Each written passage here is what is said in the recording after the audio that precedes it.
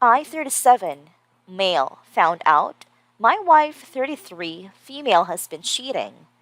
Confronting her about it has opened up other horrible truths. Before we get started, make sure to subscribe so you will never miss a video. So let's get started. I, 37, male, found out my wife, 33, female, has been cheating. Confronting her about it has opened up other horrible truths. Sorry if this is the wrong place to post. Online advice is new territory for me. Long post with many layers. I've been with my wife for 16 years, married for almost 14. We have two daughters. One is mine biologically, the other is mine in every other way. I love them all with all my being. A few weeks ago, I took my wife to get her eyebrows microbladed, a source of great insecurity for her, during which I hope to enjoy a night of dining and fun in the city, just to enjoy each other's company on a rarely enjoyed date night. While she was enduring the procedure, she left her phone with me. After a bit, a notification popped up. It was my stepdaughter. Even though I'm completely unaware on how to use Snapchat, I thought it would be fun to surprise her with a response from dad instead of mom. It took a few minutes, but I was able to fire off a goofy picture back to her. After sending, I somehow stumbled in her chat section. At first glance, it was nothing, but then I noticed a name I've always hated. Well, call him Dick. I hesitated at first, never wanting to be that type of guy who snoops through her phone, but curiosity got the best of me. I was floored by what I saw. Detailed conversations about a tryst they had recently, the details of which I will mostly keep silent. But let's just state that it was about oral sex. I couldn't help but to continue reading. It was difficult for several reasons. The obvious betrayal set aside, as I've learned about Snapchat portions will delete it automatically. So dates jumped wildly, and details were sparse from the past. What I did learn was that it had happened a few times over the past few months, including on my birthday as I slept upstairs. I work very early. I know at my age birthday aren't as exciting or important that aging for you, but it stung a little extra for sure. And between the flirting and details were pictures. Nothing too graphic, but certainly problematic. And probably the most hurtful was how she talked about me. Certainly not much positive, and at best only half true. And at worst, just blatant lies or misleading statements. She got to a moment for a break in her procedure, so I put the phone down. Visibly shaken, she asked what was wrong, not wanting to cause a scene in public or involve the poor girl doing the procedure in our mess. I just told her I wasn't feeling well and wanted to get some fresh air. I spent the rest of the procedure, about 2 hours, walking down trying to figure out what steps to take next. After the procedure, I told her we had to put a hold on the other plans to both of our dismay, intending to discuss things when we got back home. Once we reached our car, I couldn't hold back. I told her everything I saw. I told her not to touch her phone because I wanted to talk to her about it point by point and didn't want her removing or deleting anything anywhere from her phone. We cried and screamed all the way home.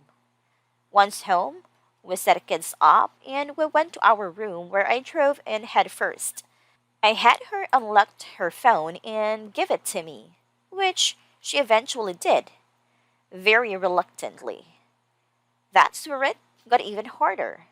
She admitted to the infidelity with Dick and the basement on multiple occasions, but as I dove deeper in the phone, I found out a couple of other issues.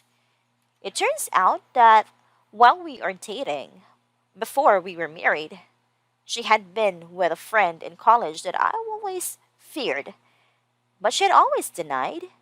She insists, the same with Dick, that they did not have intercourse, only oral, making out, etc. A continuous subject is when we seem to disagree on the definition of sex. Hearing this, my mind ran away and I began to ask about any and every situation where I feel she might have been able to cheat. Nothing too serious except one. One night years ago after work, she didn't come home until almost 2 a.m. I remember asking where she had been. She told me she was out, nothing more. Despite my worries and my new relationship, naivety, I let it go for the time being. But it always lingered in the back of my mind and burst out that night. As I asked, in between anger and hurt, she suddenly tightened up.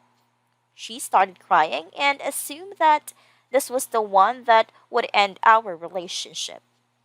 Instead, without going into detail in fairness to her, it was the story of her sexual assault that she had never told anyone. She cried, I cried. We held each other forever. I felt like the world's biggest asshole while simultaneously hurt and betrayed from the other stories of her actually infidelity outside of the assault. I assured her that the assault wasn't her fault and that despite my feelings now that I would certainly never hold that against her. What piece of shit would? She stopped the fighting and that point as we were both worn out. Over the next few days, we tried to be cordial and mend fences where possible.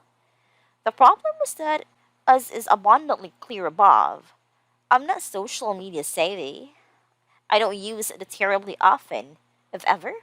Well, she is, and has quite large following across several platforms. She has been using those platforms to create sympathy for herself, not giving details, but using cryptic messages about how sad she is, how everything is ruined, how bad her depression currently is. Now, our friends are sympathetic towards her without knowing any details, while I appear to be the unsympathetic husband who makes her miserable. I've seen comments about how I may be the problem. Now, I know I'm not free from any blame here. I work a lot, strange hours sometimes. I've had to move my disabled mother and brother in with our family to take care of them, which she has been truly helpful with. I'm also currently dealing with health issues of my own, and I can admit that because of these things, I've not been the most attentive husband for her emotionally or sexually. I have tried, but it's difficult sometimes as life gets in the way. But the fact is that I wanted to. I'm just not sure she does, and I don't feel that it justifies her infidelity.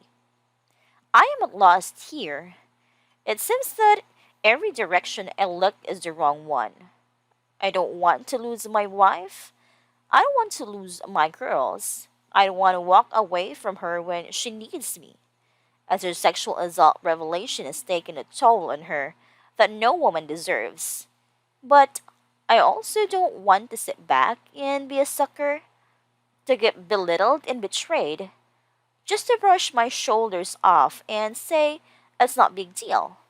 I'm lost and have nobody else to turn to here. So I take the terrifying step that I'm completely uneducated on and came here. Do I file for divorce? Seeing as how this seems to be a troubling trend. Do I stay with my wife despite the betrayal and try to learn to be a better husband for her in her time of need?